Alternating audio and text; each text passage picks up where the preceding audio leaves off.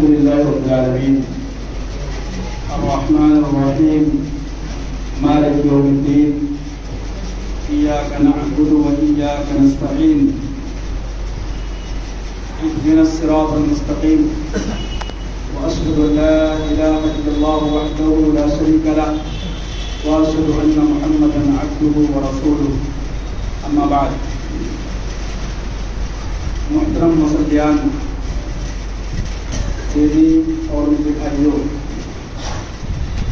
ہم اور آپ جس نماز سے فارغ ہوئے ہیں اسے ہم نماز تراویح یا قیام اللیل یا تہجد کے نام سے جانتے ہیں۔ ان تینوں نمازوں میں کوئی فرق نہیں ہے۔ یہ نماز نفل نماز ہے لیکن بہت ہی اہمیت کی حامل ہے۔ اس نماز کے سلسلے میں اللہ کے نبی جناب محمد رسول اللہ صلی اللہ علیہ وسلم نے ارشاد فرمایا کہ من قام رمضان ایمانا واحتسابا غفر له ما تقدم من ذنبه، کہ جو شخص رمضان میں قیام کرے گا ایمان کی حالت میں اور ثواب کی امید سے، اس کے گزشتہ گناہ معاف کر دیے جائیں گے۔ گزشتہ صغیرہ گناہ اللہ رب العالمین معاف کر دیتا ہے۔ ظاہر ہے کہ نماز بہت ہی اہمیت کا حامل ہے۔ آج ہم لوگوں نے سورہ کہف اور اسی طرح سے سورہ مریم اور سورہ طٰہٰ آپ حساب سے سنا ہے۔ یہ ممکن نہیں ہے کہ جتنا ہم نے سنا ہے سب کا ترجمہ اور تفسیر آپ کے سامنے اس مختصر وقت میں پیش کی جائے، کیونکہ وقت بہت زیادہ ہو چکا ہے اور میں بھی اپنے جسم کی جانب سے اجازت نہیں پا رہا ہوں بہت زیادہ آپ سے گفتگو کروں۔ ایک تو آیت میں آپ کے سامنے پیش کرنا چاہوں گا۔ لیکن سورہ کہف کے سلسلے میں ایک روایت ہے کہ من قرأ سورۃ الکہف یوم الجمعہ اضاء له من النور ما بین الجمعتین، کہ جو شخص سورہ کہف کو جمعہ کے دن پڑھے گا تو اس کے لیے دو جمعہ کے درمیان نور روشن ہو جاتا ہے۔ دو جمعہ کے درمیان نور روشن ہو جاتا ہے۔ اسی لیے ہم لوگوں کو چاہیے کہ جمعہ کے دن سورۃ الکہف کی تلاوت کریں۔ سورۃ کہف پڑھنا نہ بھولیں، یہ ایک مستحب اور مستحسن عمل ہے، اسے پڑھنا چاہیے۔ اس صورت میں ایک آیت ہے کہ نحن نقص عليك نبأهم بالحق انهم فتية آمنوا بربهم وزدناهم هدى۔ یہاں سے اللہ رب العالمین اصحاب کہف کا واقعہ بیان کرتا ہے۔ نبی سے خطاب ہے کہ ہم آپ کے سامنے ان کی ٹھیک خبر بیان کریں گے۔ اور پھر کہا کہ انہم فتیۃ آمنوا بربہم وزدناہم ہدی، وہ چند نوجوان تھے۔ میں نے کہا تھا آج کے ترجمہ میں کہ جو حوصلہ اور جو جذبہ نوجوانوں میں ہوتا ہے وہ عام لوگوں میں نہیں ہوتا، وہ دوسرے لوگوں میں نہیں ہوتا ہے۔ جو طاقت ان کے اندر ہوتی ہے کسی کام کے کر گزرنے کی جو دیوانگی ہوتی ہے وہ اور لوگوں میں نہیں ہے۔ کہا کہ وہ چند نوجوان تھے، ان لوگوں نے ایمان قبول کیا، انہم فتیۃ آمنوا بربہم، اپنے رب پر ایمان لائے۔ پھر اللہ کہتا ہے کہ بدلے میں ہم نے کیا کیا؟ وزدناہم ہدی، ہدایت کے اعتبار سے ہم نے اور زیادہ کر دیا، انہیں اور زیادہ ہدایت دے دیا۔ عربی زبان میں جو یہ فتیہ کا لفظ ہے یہ جمع قلت ہے، یعنی اس کا اطلاق 3 سے لے کر کے 10 تک ہوتا ہے۔ 3 4 5 6 7 8 یا 10، اس سے اوپر نہیں ہوتا ہے۔ یعنی اصحاب کہف کے نوجوانوں کا جو نوجوانوں کی جو تعداد تھی وہ 3 سے 10 تک تھی، اس سے زیادہ نہیں تھی۔ یا تو 3 تھے یا تو 4 5 6 7 8 جو بھی تھے، لیکن 10 سے اوپر نہیں تھے، 3 سے کم نہیں تھے، 3 سے کم نہیں تھے اور 10 سے زیادہ نہیں تھے۔ یہ چند نوجوان تھے، انہوں نے جابر و ظالم حاکم کے سامنے اپنے ایمان کا بوانگ دہن اعلان کیا تھا۔ جبکہ اور پوری قوم ایمان نہیں آئی اللہ رب العالمین پر. اس لیے کہا جاتا ہے کسی قوم کے اگر نوجوان کسی چیز کو ٹھان لیں تو کام ہو جاتا ہے. انہیں کسی چیز کی پرواہ نہیں ہوئی کہ بادشاہ ظالم ہے، حاکم ظالم ہے، ہمارے ساتھ کیا ہوگا. وہ لوگوں نے اپنے ایمان کا اعلان کر دیا اور اللہ نے ان کی تعریف کی. تو لفظ فکر سے جو نوجوان تھے ان کے اندر جذبہ تھا. اس طریقے سے آپ حضرت ابراہیم علیہ السلام کا واقعہ پڑھیں. جب انہوں نے بتوں کو توڑا، لوگ کسی تہوار میں گئے ہوئے تھے، وہاں سے واپس جب آئے تو دیکھا کہ بت ان کے ٹوٹے ہوئے ہیں اور لوگوں میں چیخیں گوئیاں ہوئی کہ آخر یہ کام کس کا ہے. تو لوگوں نے کہا قالوا سمعنا فتى، ہم نے ایک نوجوان کے بارے میں سنا ہے، ہم نے ایک نوجوان کے بارے میں سنا ہے، یذکرہم، وہ ان کا تذکرہ کرتا ہے، یقال لہ ابراہیم، اسے ابراہیم کہا جاتا ہے، یعنی ان کا نام ابراہیم ہے، یہ کام ابراہیم کا ہو سکتا ہے. تو لوگوں نے کیا کہا ایک نوجوان ہے. معلوم یہ ہوا کہ نوجوان اگر کسی معاشرے میں کسی کام کے کرنے پر آ جائیں تو دنیا کی کوئی طاقت ان کو نہیں روک پائے گی، کوئی طاقت نہیں روک پائے گی. اور میں کہتا ہوں کہ معاشرے کے جو بھی نوجوان، کسی بھی معاشرے کے نوجوان اگر اپنی اصلاح کر لیں تو پورا معاشرہ اصلاح شدہ ہو جائے گا، پورے معاشرے کی اصلاح ہو جائے گی. آپ ذرا اس پہ غور کریں. اصحاب کہف کو اللہ نے نوجوان کہا، ابراہیم علیہ السلام کا ذکر آیا تو جوان کے لفظ سے آیا. اسی طریقے سے اس سورت کے آخر میں جو آیتیں پڑھی گئی کہ ان الذین آمنوا وعملوا الصالحات كانت لهم جنات الفردوس نزلا، یقیناً جو لوگ ایمان لائے اور عمل صالح کیے. ایمان لانے کے بعد ضروری ہے کہ انسان ایمان کے تقاضوں کو پورا کرے. بہت سارے لوگ حدیث بیان کرتے ہیں کہ جس نے لا الہ الا اللہ کہہ دیا تو جنت میں داخل ہو گیا. حدیث صحیح ہے، لیکن ایمان کے تقاضوں کو پورا کرنا ہے. ایمان تقاضا کس بات کا کر رہا ہے؟ کلمہ لا الہ الا اللہ کہنے کا مطلب کیا ہے؟ اگر آپ عمل صالح نہیں کرتے تو اس کا مطلب یہ ہے کہ آپ اپنے کلمے میں ناقص اور کورے ہیں، آپ سچے نہیں ہیں اپنے کلمے میں.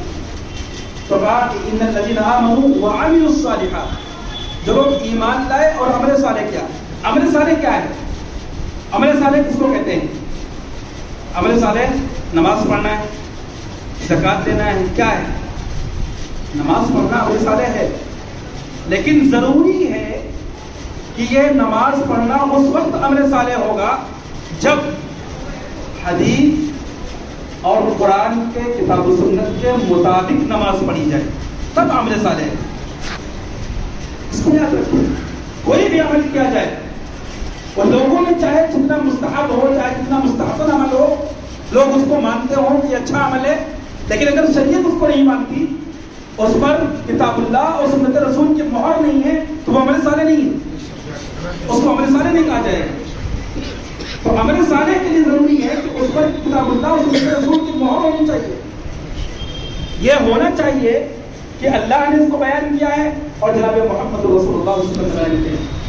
کسی کی جانب سے مہر ہونی چاہیے، وہ عمل صالح ہے. تو کہا ان الذین آمنوا وعملوا الصالحات كانت لهم جنات الفردوس نزلا، جو لوگ ایمان لائے اور عمل صالح کیے ان کے لیے فردوس کی باغیں، جنت الفردوس جس کو کہا جاتا ہے، جنت الفردوس کی مہمانی کو. جنت الفردوس کے بارے میں حدیث میں آتا ہے کہ یہ جنت کا اعلیٰ درجہ ہے، جنت کا اعلیٰ درجہ ہے. اسی لیے اللہ کے نبی جناب محمد رسول اللہ صلی اللہ علیہ وسلم ارشاد فرماتے تھے، اور آپ نے ارشاد فرمایا کہ جب بھی تم اللہ رب العالمین سے جنت کا سوال کرو، جب بھی اللہ رب العالمین سے جنت کا سوال کرو تو جنت الفردوس مانگو، جنت الفردوس کا مطالبہ کرو اللہ سے. اللہ رب العالمین کے یہاں کسی چیز کی کمی نہیں ہے.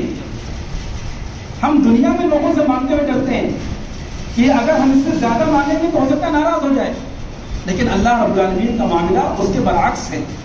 یہاں لوگوں سے جب آپ مانگیں گے وہ لوگ ناراض ہو جائیں گے، اور اللہ سے اگر آپ نہیں مانگو گے تو اللہ ناراض ہوگا.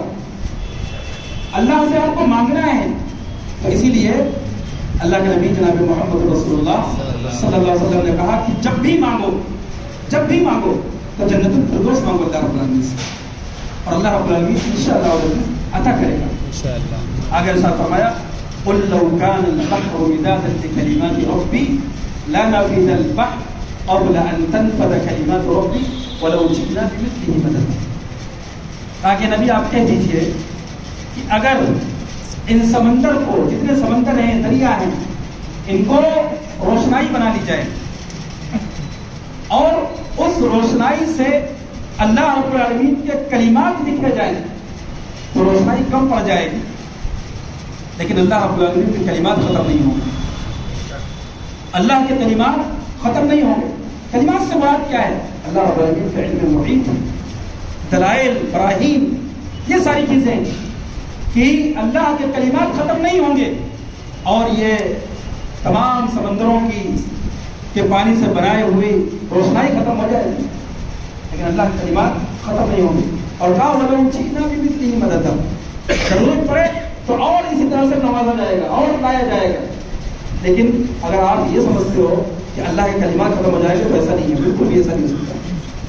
اور آگے اس نے فرمایا اللہ رب العالمین نے قُلْ إِنَّمَا أَنَا بَشَرٌ مِثْلُكُمْ يُوحَىٰ إِلَيَّ أَنَّمَا إِلَٰهُكُمْ إِلَٰهٌ وَاحِدٌ۔ نبی کو خطاب کیا اور کہا کہ آپ اسے کہہ دیجئے لوگوں سے کہ میں تمہارے جیسا انسان ہوں، میں تمہارے جیسا انسان ہوں، ہم میں اور تم میں کوئی فرق نہیں ہے۔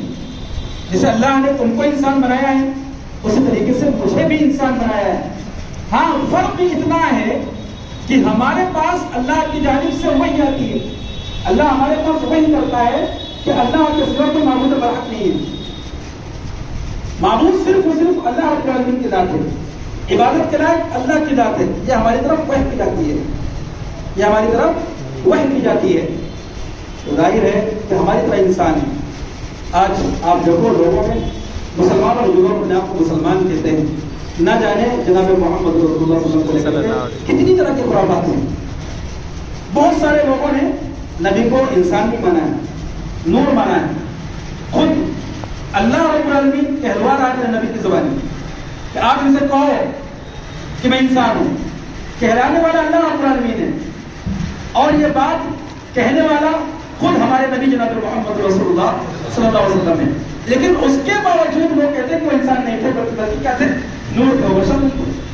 یعنی بشر کے معنی انسان نہیں ہوتا ہے، نور نہیں ہے۔ نور ماننے کا مطلب یہ ہے کہ آپ جناب محمد رسول اللہ صلی اللہ علیہ وسلم کو بشریت سے نکال رہے ہو، جبکہ کفار مکہ مانتے تھے کہ انسان ہے۔ وہ کہتے تھے کہ ہم کیسے مانیں کہ یہ نبی ہیں، یہ تو ہماری طرح کے انسان ہیں۔ وہ خود کہتے تھے یہ ہماری طرح کے انسان ہیں، یہ بازار میں جاتے ہیں، کھاتے ہیں، پیتے ہیں، ہم کیسے مان لیں کہ نبی ہیں؟ کفار مکہ انسان مانتے تھے، لیکن آج مسلمان ان کو انسان نہیں مان رہے، نبی کو انسان نہیں مان رہے۔ کہتے وہ نور سے تھے، نور سے پیدا کیے گئے تھے، وہ انسان نہیں تھے، بلکہ نور باللہ بعض اشعار میں نے سنا ہے لوگوں کے، کہتے ہیں کہ جو عرش پر مستوی ہوا خدا ہو کر وہی زمین پر اترا مصطفیٰ ہو کر، نعوذ باللہ۔ اسی طرح کا شعر ہے، میں شاید پورا قابل نہیں پڑھ پایا ہوں شعر، اور اچھا ہے کہ مجھے نہ یاد رہے اس طرح کا شعر۔ وہ اس میں کہنا یہ چاہتے ہیں کہ نعوذ باللہ جو خدا ہے، جو اللہ ہے، لفظ خدا نہیں کہنا چاہیے، جو اللہ ہے وہی مصطفیٰ ہے، وہی نبی ہے، جو اللہ ہے وہی نبی ہے۔ اس طرح کی بات، یہ نبی کی شان میں غلو ہے، غلو نہیں کرنا ہے، ان کو انسان ہے، انسان ماننا ہے۔ کیوں؟ کیونکہ اللہ کے نبی جناب محمد رسول اللہ صلی اللہ علیہ وسلم نے اسے منع کیا ہے، کہا لا تطرونی کما اطرت النصارى عیسی ابن مریم انا عبد فقولوا عبد اللہ ورسولہ، کہا کہ تم لوگ میری شان میں غلو سے کام نہ لینا، ہمیں حد سے زیادہ آگے نہ بڑھا دینا۔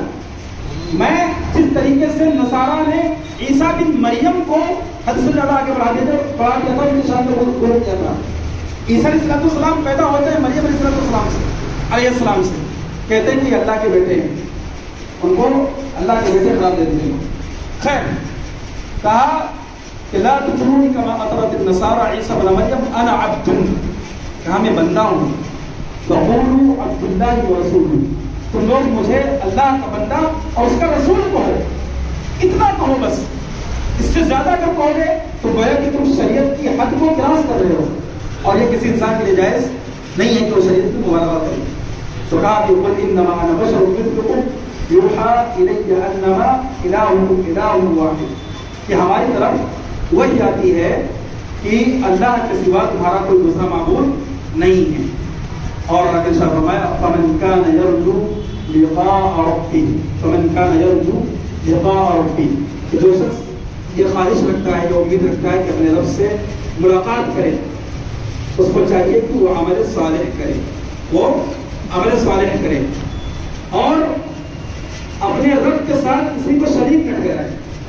دیکھیے عمل صالح تو کرنا ہی کرنا ہے، ساتھ میں اللہ کے ساتھ کسی کو شریک ٹھہرانا نہیں. اگر کوئی شخص عمل صالح کرتا ہے، تمام اعمال اس کے اچھے ہیں، لیکن وہ شرک کر دیتا ہے، تو وہ آیت یاد رکھنا چاہیے کہ اللہ رب العالمین نے نبی صلی اللہ علیہ وسلم سے خطاب کیا کہ لئن اشرکت لیحبطن عملک، کہ اگر آپ نے شرک کیا تو آپ کے اعمال برباد ہو جائیں گے. اب انسان عمل صالح کرے اور پھر شرک کر لے تو پھر اس کے تمام اعمال برباد ہو جائیں گے اور وہ کہیں نہیں رہے گا، بہت خائب و خاسر ہو جائے گا. تو یہ مختصر آیتیں تھیں. اسی طریقے سے سورہ مریم میں ایک آیت ہے، میں اصل میں ٹائم بہت زیادہ ہو رہا ہے، میں اس کو کہنا نہیں چاہتا تھا لیکن بات یاد آئی. اللہ نے عیسیٰ علیہ السلام کو پیدا کیا مریم سے. ہاں حدیث میں ہے کہ کلمۃ القاها الی مریم وروح منہ، عیسیٰ علیہ السلام کے بارے میں حدیث میں ہے تو کلمہ ہے اللہ نے مریم کی طرف القاء کیا. ہاں مریم کی طرف القاء کیا. جب عیسیٰ علیہ السلام پیدا ہوئے تو لوگوں نے طرح طرح کی باتیں کی کہ کیسے پیدا ہو گئے. تو آپ نے آیت سنا ہوگا، اس میں ہے کہ مریم نے کہا اپنے قوم کے لوگوں سے کہ لم یمسسنی بشر، کہ کسی انسان نے مجھے چھوا تک نہیں ہے، کسی انسان نے مجھے چھوا تک نہیں ہے. ولم اکن بغیا، اور میں زانیہ بھی نہیں ہوں. نعوذ باللہ، میں زانیہ بھی نہیں ہوں، کسی نے مجھے نہیں چھوا ہے کسی انسان نے، اور میں زانیہ بھی نہیں ہوں. جیسے سرسلام پیدا ہوتے ہیں. اب مسئلہ یہ ہے، یہ اللہ رب العالمین ہر چیز پر قادر ہے. بغیر باپ کے لڑکے کو پیدا کیا مریم سے، اور بغیر ماں کے حوا کو پیدا کیا، اور بغیر ماں باپ کے آدم کو پیدا کیا. اللہ رب العالمین ہر چیز پر قادر ہے. لیکن یاد رکھیے کہ اب اگر کوئی عورت کھڑی ہو جائے، کسی بچے کو لے کر کے آ جائے، کہے کہ جس طریقے سے مریم کو لڑکا پیدا ہوا تھا مجھے پیدا ہوا ہے، تو یہ بات نہیں مانی جائے گی، وہ زانیہ ہوگی، وہ زانیہ ہوگی. اس کی وہ دلیل یہاں پھر نہیں آئے گی، اس کی دلیل یہاں پر پھر نہیں آئے گی، وہ زانیہ ہوگی. خیر، اچھا عیسیٰ علیہ السلام پیدا ہوئے. اب عیسائی کیا کرتے ہیں، دسمبر کے مہینے میں کرسمس ڈے مناتے ہیں. 25 تاریخ کو، شاید 25 دسمبر کو. 25 دسمبر. ایک بات یاد رکھو، دسمبر میں سخت ٹھنڈی ہوتی. ہاں معلوم یہ ہوا کہ عیسیٰ علیہ السلام ٹھنڈی میں پیدا نہیں ہوئے تھے. کیوں جانتے ہیں؟ آگے ایک آیت ہے، وَهُزِّي إِلَيْكِ بِجِذْعِ النَّخْلَةِ تُسَاقِطْ عَلَيْكِ رُطَبًا جَنِيًّا، کہا تم کھجور کے درخت کو ہلاؤ، اس سے رطب تازہ کھجور گرے گی. فَكُلِي وَاشْرَبِي، تم کھاؤ پیو. جب عیسیٰ علیہ السلام پیدا ہوئے اس کے بعد کی بات ہے. اور آپ یہ بات جان لیں کہ کھجور وہاں سخت گرمی میں پکتا ہے، سخت گرمی میں کھجور پکتا ہے. میں نے خود دیکھا وہ سمجھ رکھتے ہیں. تو ظاہر ہے کہ یہ جو کرسمس ڈے منایا جاتا ہے، اس کا عیسیٰ علیہ السلام کی پیدائش سے کوئی تعلق نہیں ہے، کوئی بھی تعلق نہیں ہے. یہ سخت ٹھنڈی میں منایا جاتا ہے، اور ان کی پیدائش کب ہوتی ہے؟ گرمی کے مہینے میں. پتہ چلا کہ ان کی پیدائش کا اس سے کوئی تعلق نہیں ہے. تو فساقط علیک رطبا جنیہ. اب لوگ اگر تاریخ گنائیں تو بہت ٹائم لگے گا شیخ, بہت. آپ ٹھنڈی گرمی کی بات کر لو, ختم بات, اسی پر بات ختم ہے. کہ قرآن میں ہے کہ رطب گرے گا جب آپ ٹہنی کو درخت کو یا اور یہ گرمی میں ہوتا ہے, اور لوگ مناتے کب ہیں؟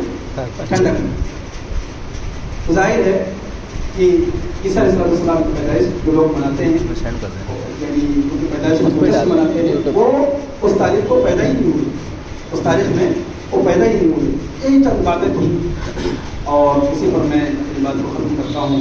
آخر میں رب العالمین سے دعا کے بارے رہا, ہم لوگ جو بھی اعمال اس مہینے کر رہے ہیں اللہ تو ہمیں سب کو قبول فرما. اللہ ہماری نماز, ہماری صدقات, ہماری زکات اور تمام نیک اعمال کو سب کو قبول فرما. آمین. وآخر دعوانا الحمد للہ.